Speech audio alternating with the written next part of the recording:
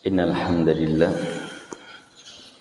nahmaduhu wa nasta'inuhu wa nastaghfiruh wa na'udzu billahi min shururi anfusina wa sayyiati a'malina may yahdihillahu fala mudilla lahu wa may yudlil fala hadiya lahu wa ashhadu an la ilaha illallah wahdahu la syarika lahu wa ashhadu anna Muhammadan abduhu wa rasuluh.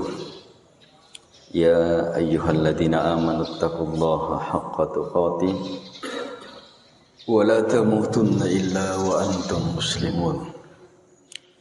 Ya ayyuhan nasu taqu rabbakumul ladzi khalaqakum min nafsin wahidah wa khalaqa minha zawjaha وبث منهما رجالا كثيرا ونساء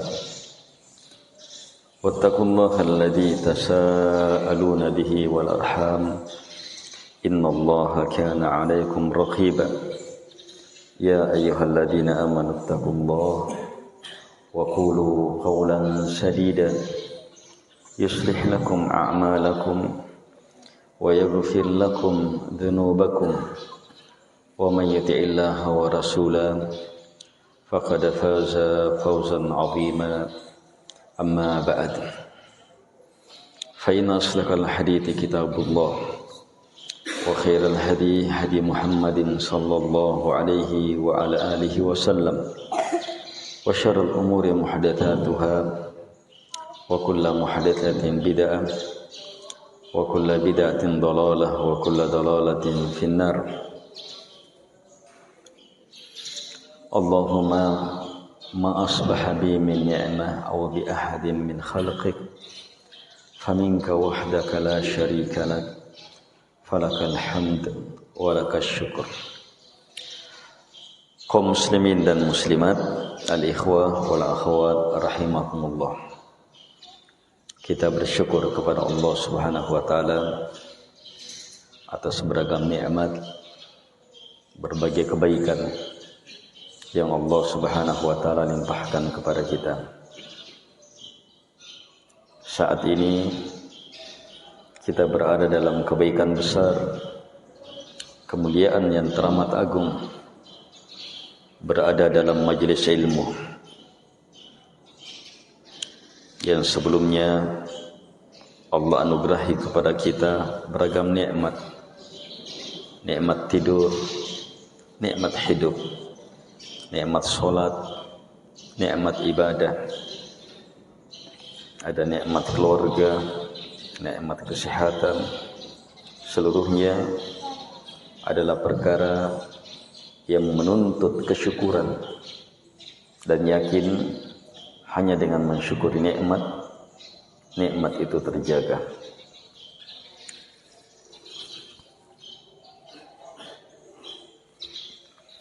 Kaum muslimin dan muslimat yang dimuliakan oleh Allah Subhanahu wa taala.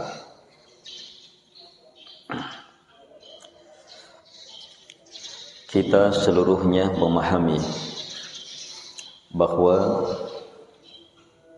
Al-Qur'an Allah Subhanahu wa taala turunkan sebagai rahmat bagi alam semesta. Al-Qur'an Allah Subhanahu wa taala turunkan sebagai pedoman hidup. Al-Qur'an Allah turunkan sebagai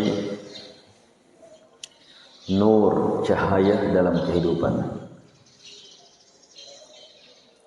Allah turunkan Al-Qur'an untuk menjadi ruh, sumber kekuatan kita, sumber hidup kita. Allah turunkan Al-Qur'an untuk menjadi imam yang kita ikuti. Allah turunkan Al-Qur'an untuk menjadi jalan kita, untuk menjadi ilmu kita, untuk menjadi keyakinan kita, untuk menjadi perkara yang terbesar dalam hidup kita.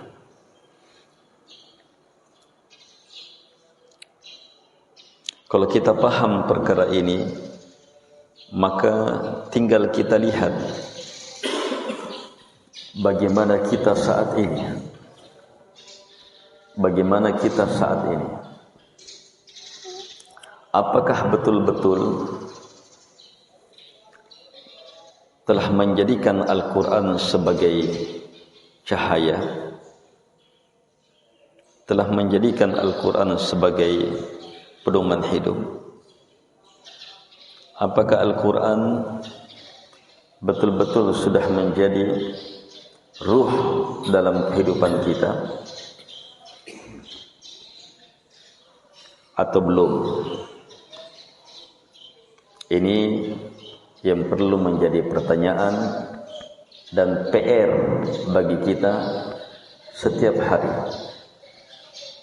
melihat bagaimana sikap kita terhadap Al-Quran.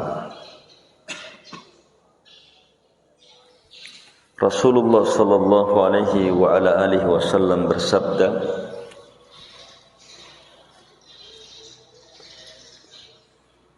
Rasulullah sallallahu alaihi wa ala alihi wasallam itu berdoa yang doanya diabadikan dalam Al-Quran. Wa qala ar-rasul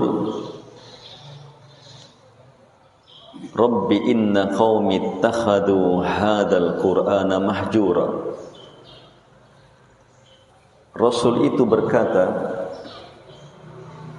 Rabbi, wahai Tuhanku,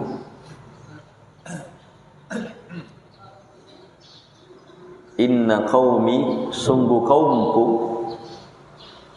ittakhadhu, telah mengambil, menjadikan hadzal Qur'an, Al-Quran ini, mahjura, sebagai sesuatu yang ditinggalkan.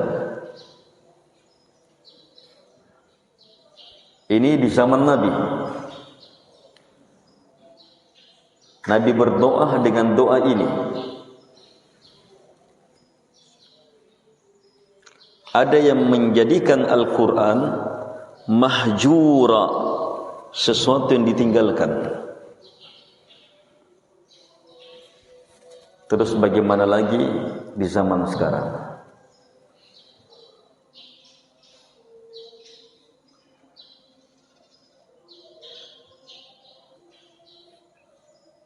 Menjauh dari Al-Quran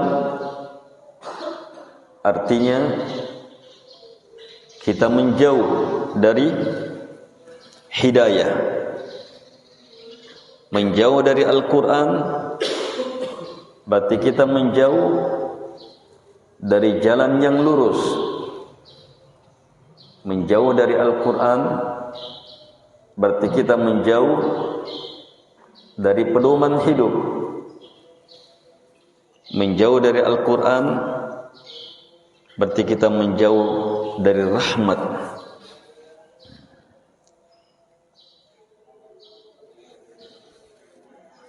Ibnu Qayyim rahimahullahu ta'ala menjelaskan, meninggalkan Al-Quran itu macam-macam. Ada orang yang meninggalkan Al-Quran dalam bentuk dia tidak mau akui sebagai firman Allah Subhanahu wa ta'ala. Jadi dia tinggalkan sebagai kitab suci, sebagai firman Allah Subhanahu wa ta'ala. Dia tinggalkan sebagai ilmu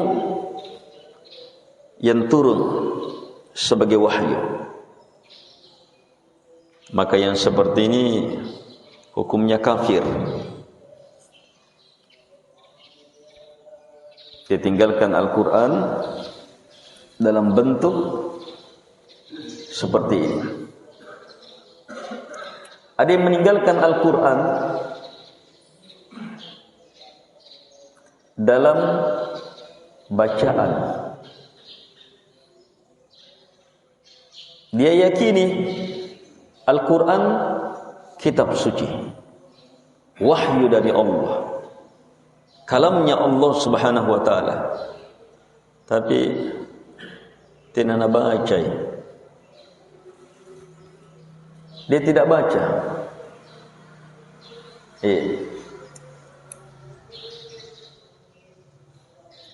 Ini meninggalkan Al-Quran.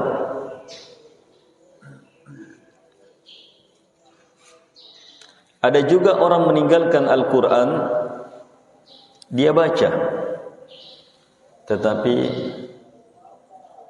dia tidak mau memahami maknanya.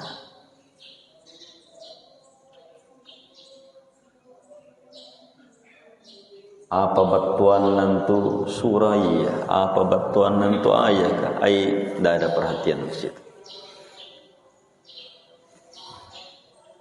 Dibaca saja.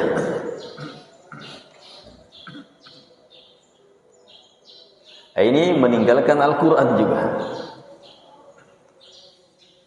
Ada orang meninggalkan Al-Quran, dia baca, dia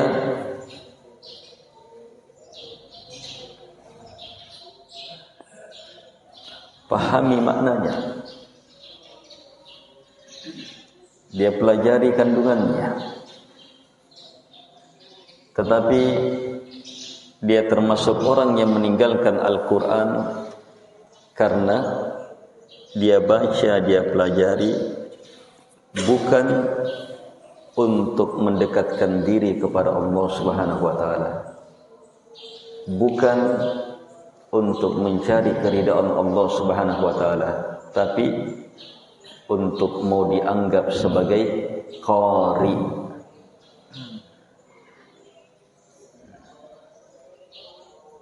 Maka ini termasuk meninggalkan Al-Quran.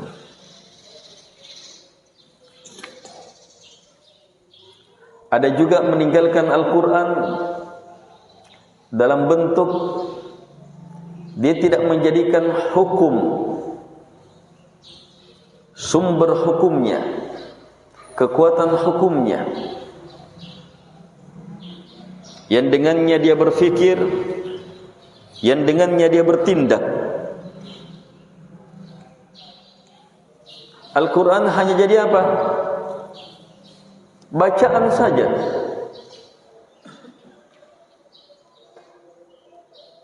Dipelajari, tetapi bukan untuk menjadi hakim, bukan untuk menjadi hukum.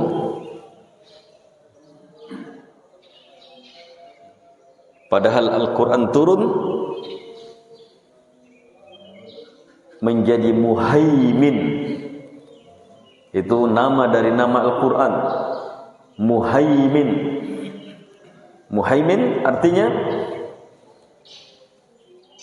menundukkan, menghukumi semua syariat dan hukum sebelumnya.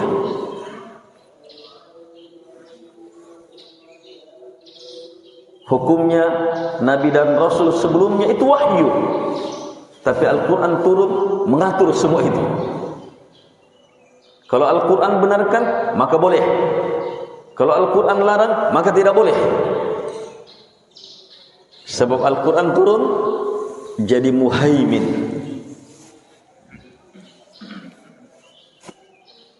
Kalau dia muhaimin terhadap wahyu Allah sebelumnya, apalagi terhadap hukum-hukum buatan manusia.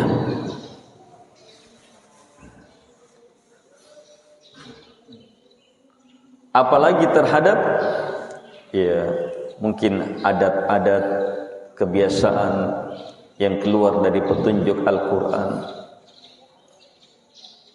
Sebagai seorang muslim, maka harus menjadikannya sebagai hakim, hukum dalam kehidupan kita. Ada juga yang meninggalkan Al-Quran dalam bentuk tidak mau mencari penyembuh, obat dalam kehidupannya melalui Al-Quran. Padahal Al-Quran turun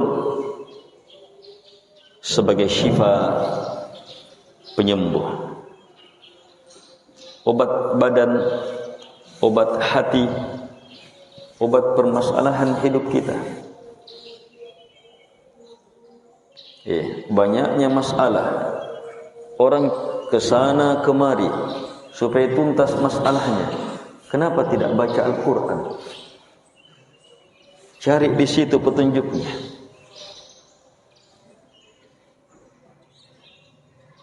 Kenapa tidak cari jalan keluar dalam Al-Quran? Siapa yang jujur mencari, Allah akan tuntun dia melalui Al-Quran. Semua permasalahan,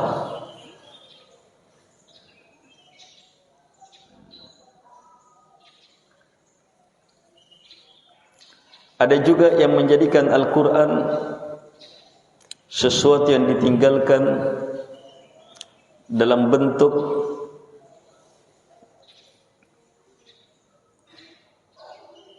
tidak dia jadikan sebagai cahaya dalam hidupnya. Punna sasang-sasang itallasana, gelisah, mudah marah, bingung, tenesengi apan tu kupanggaukan kamaya aneh, dan seterusnya.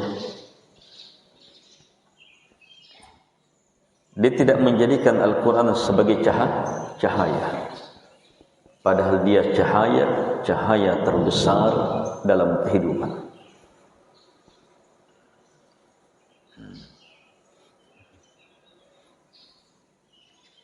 Mari jemaah, coba kita cermati kata cahaya ini.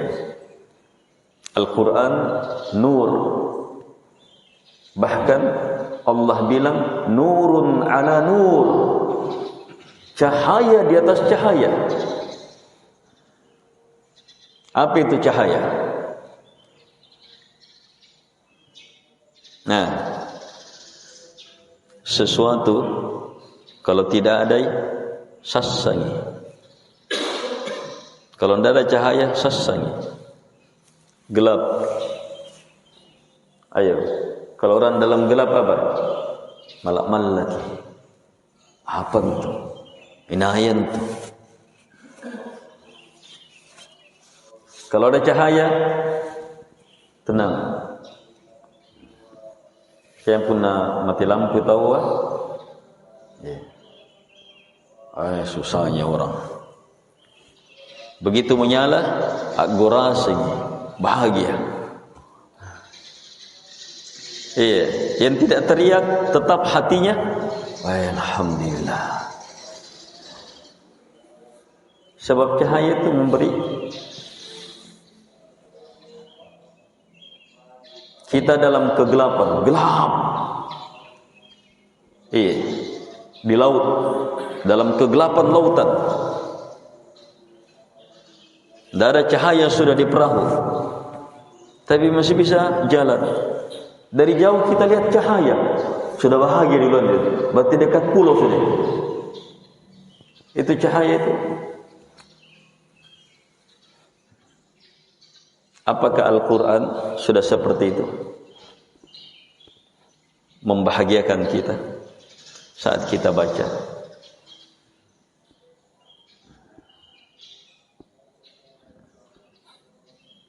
Apalagi fungsi cahaya.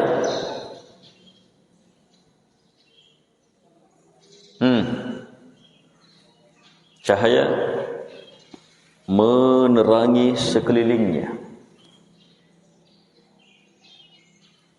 Kita akan tahu apa itu di depan, apa di belakang, kiri kanan, sisi. Kalau kita punya cahaya. Tapi kalau gelap, ayo, orang berjalan, tidak ada cahaya bulan, Tidak ada cahaya senter juga. Tidak ada listrik. Ayo berjalan dalam kegelapan. Gimana caranya orang jalan? Bahkan bisa jalan tidak? Bisa jalan tidak?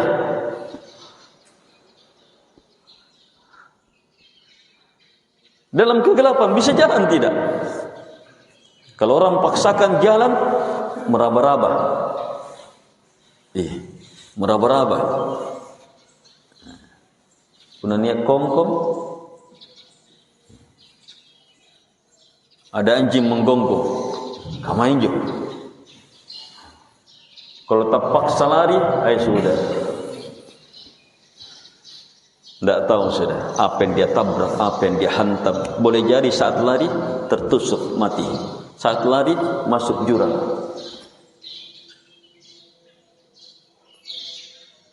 Hancur kalau orang tidak ada cahayanya.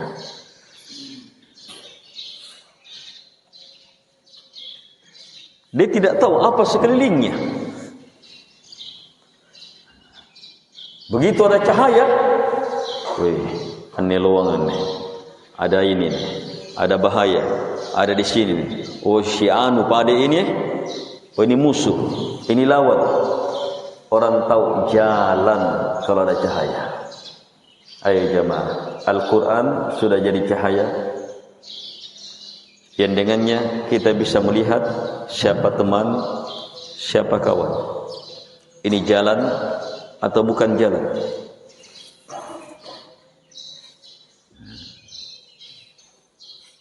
Itu cahaya. Banyak-banyak kita baca Al-Quran bukan mau cari cahaya, sekedar bisa dapat pahala. Satu huruf 10 kebaikan. Alhamdulillah, itu salah satu manfaat Al-Quran.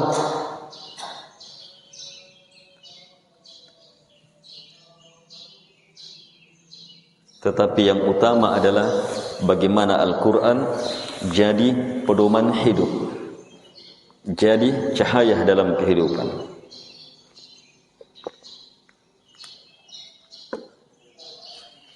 Apalagi fungsinya cahaya?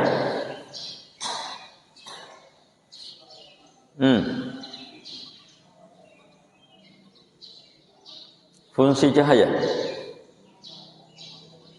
selain menerangi. Ayo jemaah, fokus bisa. Kita gelap ini, ada cahaya menerangi, ada juga cahaya senter, lampu mobil sorot, itu bisa menembus ratusan meter ke depan. Itu fungsi cahaya. Dia bisa melihat jauh ke depan.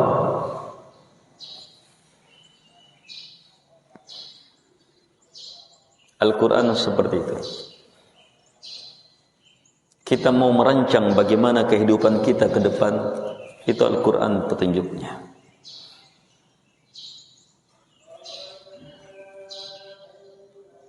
Apalagi fungsi cahaya?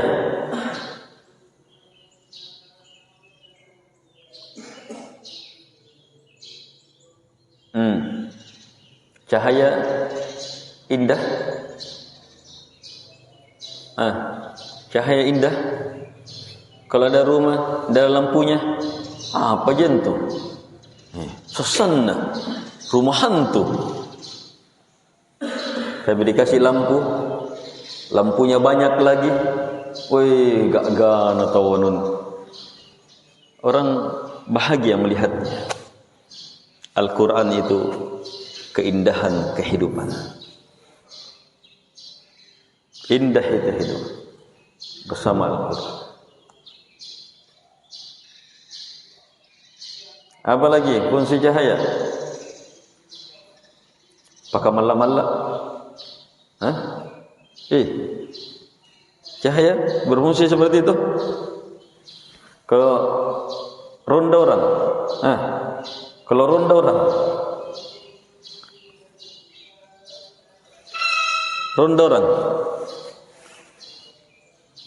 pencuri dari jauh, senter aja. Oh, ini kian, ini ronda, senter. Takut orang.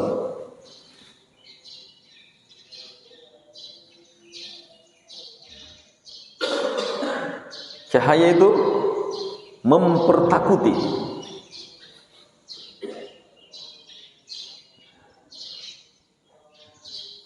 Orang yang berquran, musuh segan.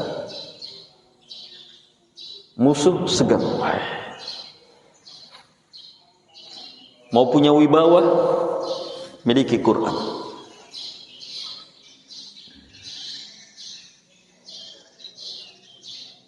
Apalagi fungsi cahaya?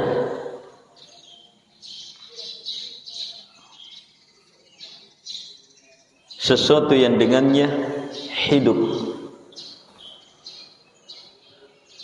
Kalau matahari sudah terbit, cahayanya talas mitawan. Muncul semangatnya orang, menginjama, lamung-lamung, membangun, pergi kerja. Tapi kalau malam gelap,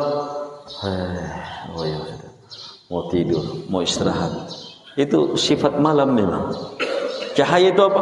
Memberi semangat kehidupan. Itu Al-Quran. Apalagi fungsi cahaya? Cahaya bisa membakar. Cahaya bisa membakar. Al-Quran salah satu fungsinya membakar. Membakar syaitan. Membakar syaitan. Membakar syaitan di dalam hati yang berusaha mendekat. Membakar syaitan yang masuk. Kalau orang kerasukan, bacakan Al-Quran, terbakar. Itu Al-Quran.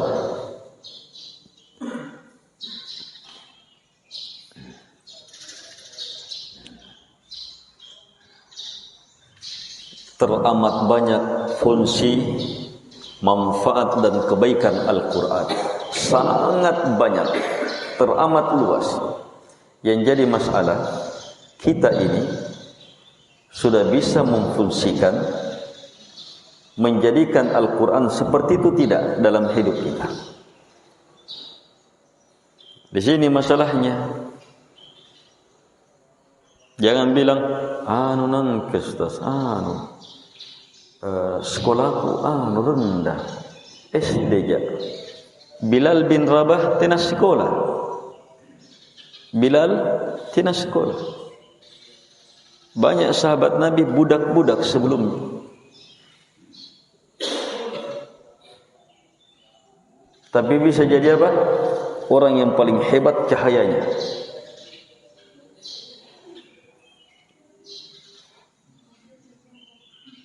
Sebab selama memiliki hati dan membuka hati, maka orang bisa memiliki cahaya.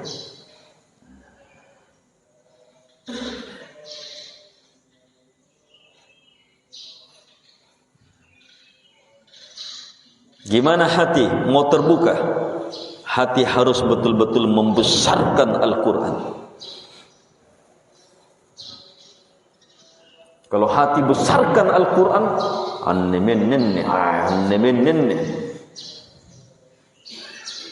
dia akan jadikan sebagai sesuatu yang sangat diperhatikan.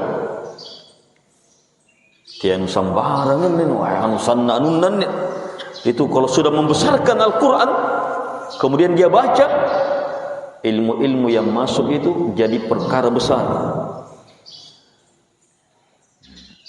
Saat ilmu yang masuk dia besarkan, maka dia akan menjadi hidayah. Harus disimpan masuk. Al-Quran itu hujan yang menghujani hati.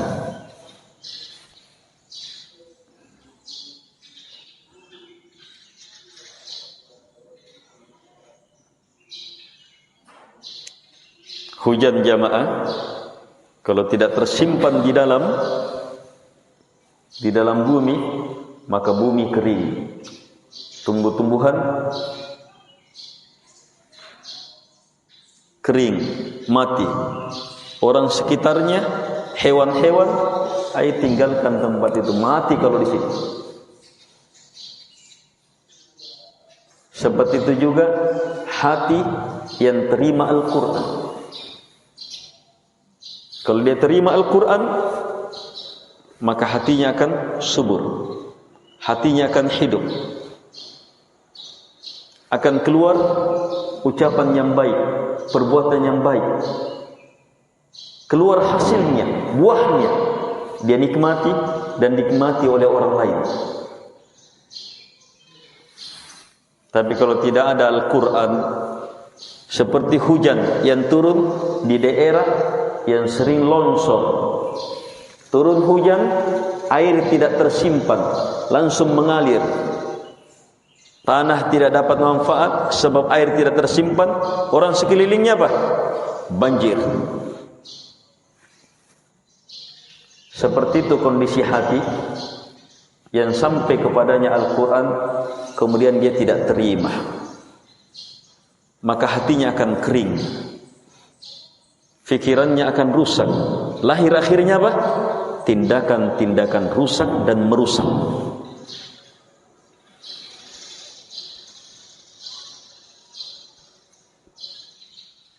Hanya dengan kembali kepada Quran, kita akan merasakan kebaikan, kemuliaan besar. Lihat para sahabat, lihat orang-orang Arab Quraisy. Nanti setelah Quran turun, mereka terima, mulia semulia-mulianya. Sampai di antara mereka masih hidup, tetapi sendalnya sudah didengar oleh Nabi melangkah di surga. Bilal bin Rabah radhiyallahu anhu, sahabat Nabi yang di tengah masyarakat, apa tonjengnya, tidak ada nilainya di tengah masyarakat. Tetapi begitu dia terima Al-Quran, luar biasa. Diangkat setinggi-tingginya. Al-Quran itu mengangkat setinggi-tingginya.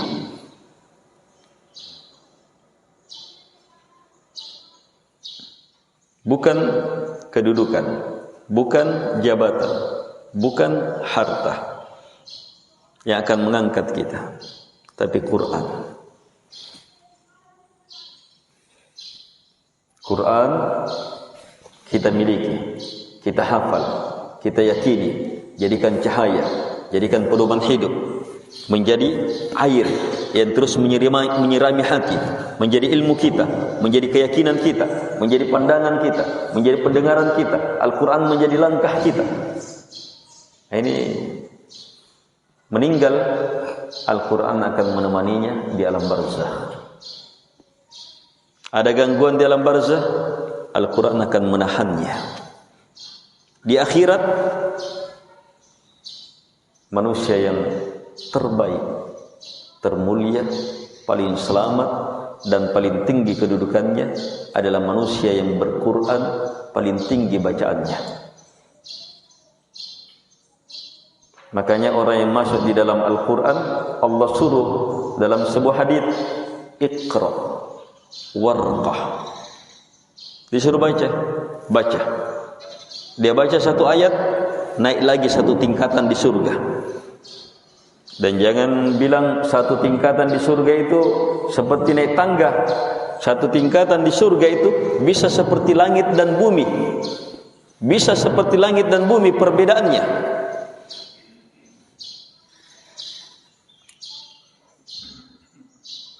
Dia baca Al-Quran lagi. Pokoknya derajatnya dia berada pada akhir pada akhir bacaannya.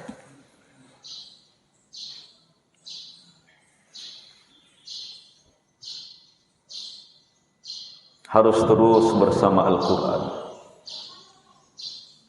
Apakah membacanya, menghafalnya, lebih penting lagi menghidupkan ilmunya, keyakinannya, sehingga jadi ucapan, jadi perbuatan, jadi tindakan.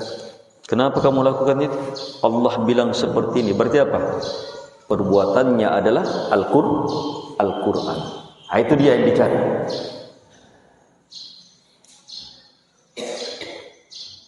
Sebab kalau tidak seperti itu, bahaya. Nabi bersabda, "Aktsaru munafiqi hadhil ummah qurra'uha." Kebanyakan orang munafiknya umat ini adalah qurra, kata Nabi, qari'nya, yang menganggap hebat ilmu Qur'annya. Yang nampak saja Al-Quran tidak jadi pedoman hidup, sesuatu yang membersihkan, sesuatu yang menerangi.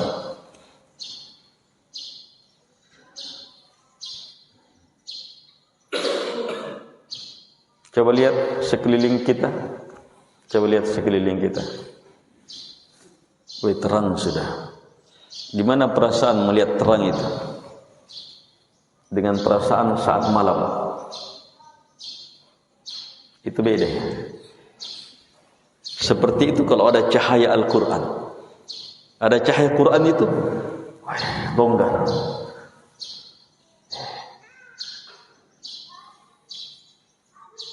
Bagaimana caranya supaya Al-Quran seperti itu? Satu, siapkan hati. Ini sering kita ulang ini. Siapkan hati. Kalau hati sudah siap, sebab Al-Quran ilmunya itu hati yang terima. Hati itu seperti bumi, tanah dalam bumi ini. Hujan turun ke mana? Ke bumi. Kalau bumi terima, maka tumbuh itu. Demikian pula hati. Memiliki hati yang seperti daerah yang subur. Sampai padanya air, terbuka dia, masuk meresap. Digali sedikit, jaina. Tidak lari kemana-mana air.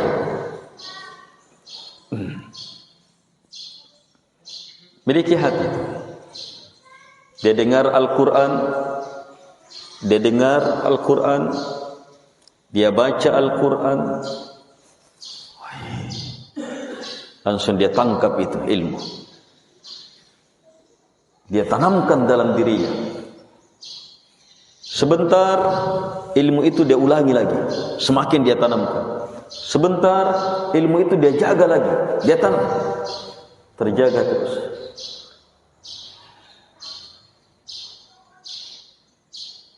Dan diantara ilmu Quran yang paling harus dijaga adalah Suratul Fatihah. Suratul Fatihah itu nomor satu, harus dijaga. Sebab ini yang paling besar, tidak tertandingi. Dan ini induknya semua surah. Kalau kita punya Suratul Fatihah, baca surah-surah yang lainnya, kontak, nyambung itu. Tapi kalau Suratul Fatihah saja kita sudah salah, hanya sekedar bacaan saja, kibaca jibawa ampatina kisah batuan, hai bahaya. Surah yang teragung saja sudah seperti itu caranya kita. Gimana lagi yang lainnya?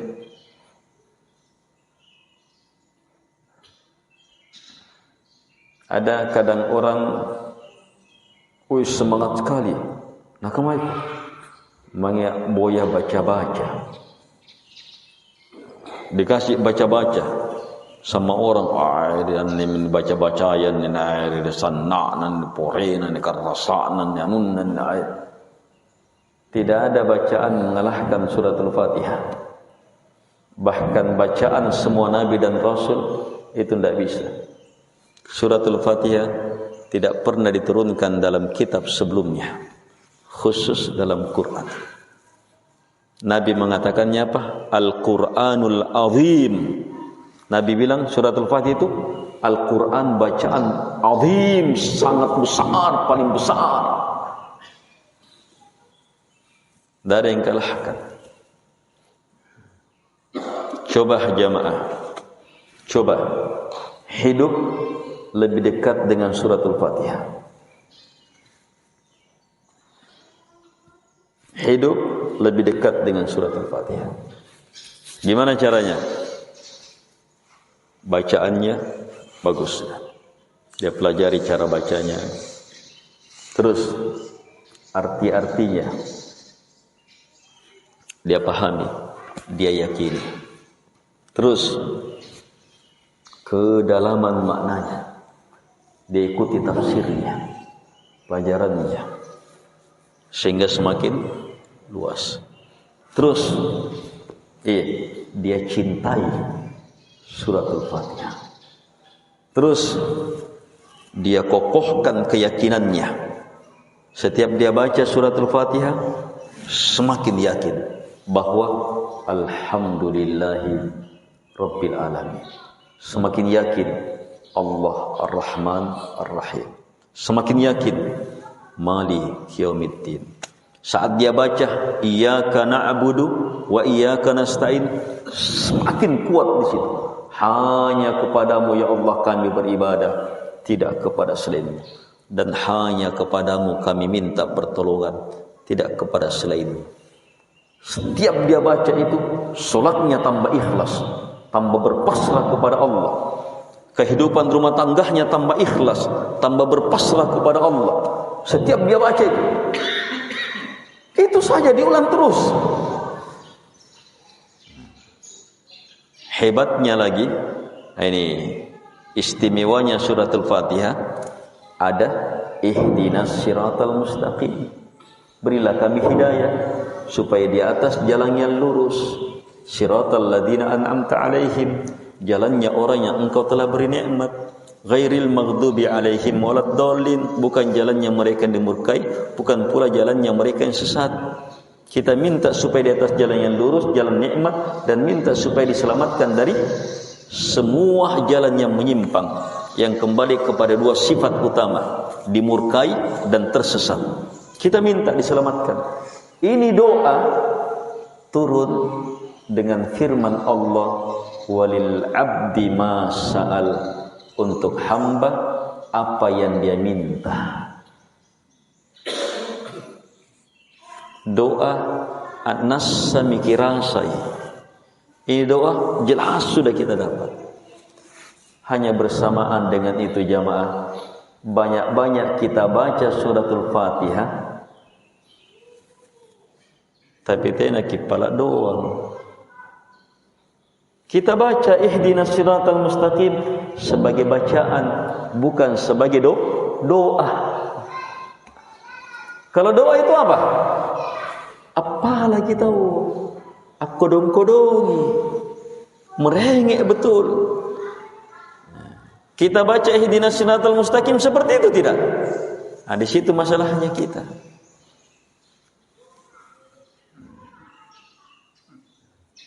Ayo, mulai semakin dekat dengan Al-Quran. Sebab itulah cahaya kehidupan, kebaikan, kemuliaan seluruhnya. Mulai dari suratul Fatihah. Kita sudah tahu suratul Fatihah. Dari kecil kita sama suratul Fatihah. Alhamdulillah.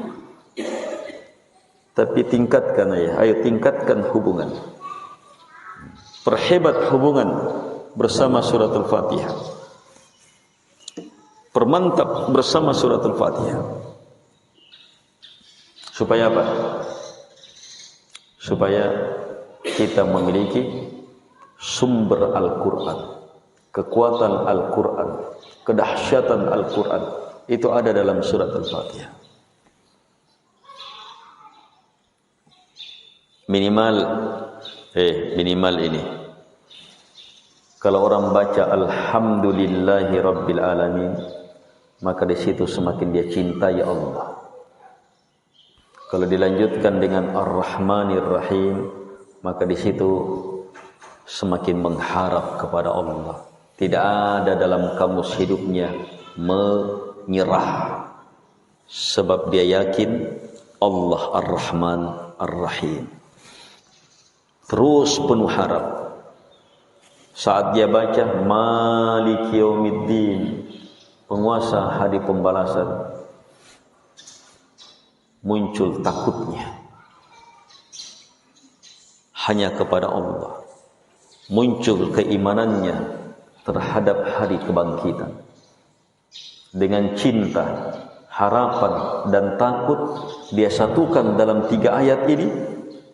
Dengan ini kemudian dia baca Iyyaka na'budu, hanya kepadamu kami beribadah.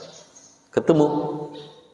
Sebab ibadah nanti benar kalau dasarnya cinta, harapan dan takut. Jadi kita disuruh mengulangi terus itu ilmu. Setiap baca itu disuruh ulangi terus itu ilmu.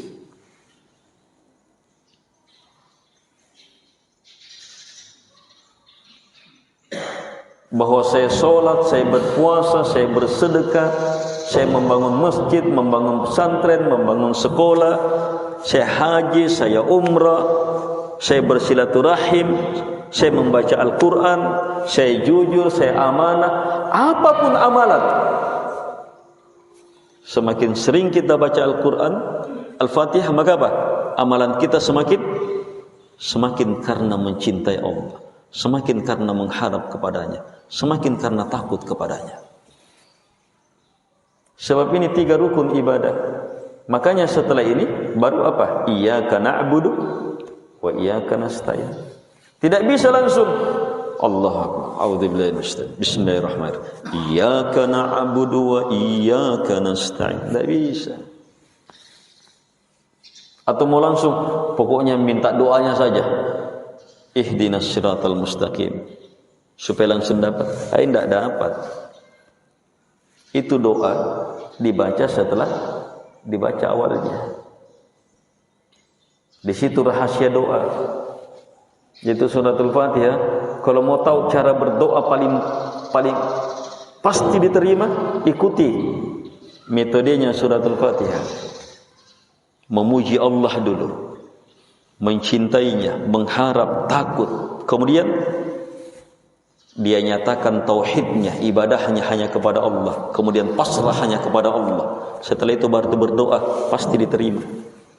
Semua doa seperti itu. Kita mau berdoa, kurang bagus kalau langsung meminta. Puji dulu Allah, muliakan Allah, besarkan Allah, nampakkan kita hambanya Allah, bukan hamba yang lainnya. Pasrah kepada Allah, serahkan betul kepada Allah, baru minta ya Allah, kasih Allah. Ayo sini.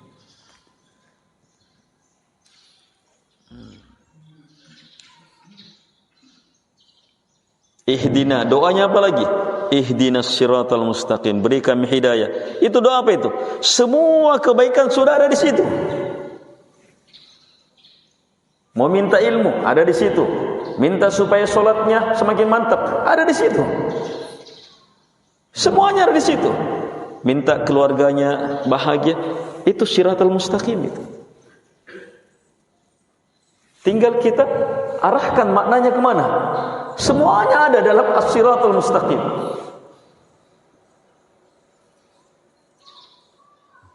Bahkan lengkap doa dengan doa apa? Diselamatkan dari jalan yang mengeluarkan dari jalan yang lurus.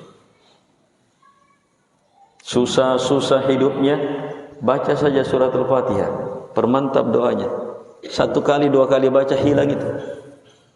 Yang penting jujur orang baca, jujur betul baca. Nah, di sini masalahnya kita. Suratul Fatihah saja seperti ini. Itu bacaan suratul Fatihah kita dalam solat sudah banyak kekurangannya. Apalagi di luar solat, apalagi yang bukan suratul Fatihah. Padahal Allah sudah turunkan Al-Quran sebagai rahmat tak tertandingi, kebaikan yang teramat besar. Ayo jamaah, kajian spesial harus siap dengan hati yang spesial. Tidak ada yang lebih spesial dalam hidup seperti Al-Quran. Tidak ada. Umat lain jamaah cemburu, mau jadi umat Islam karena Al-Quran ini.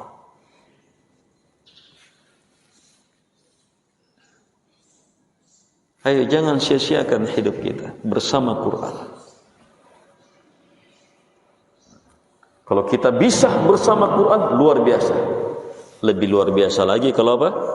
Kita miliki Al-Quran dan kita juga jadi sebab orang bisa memiliki Al-Quran.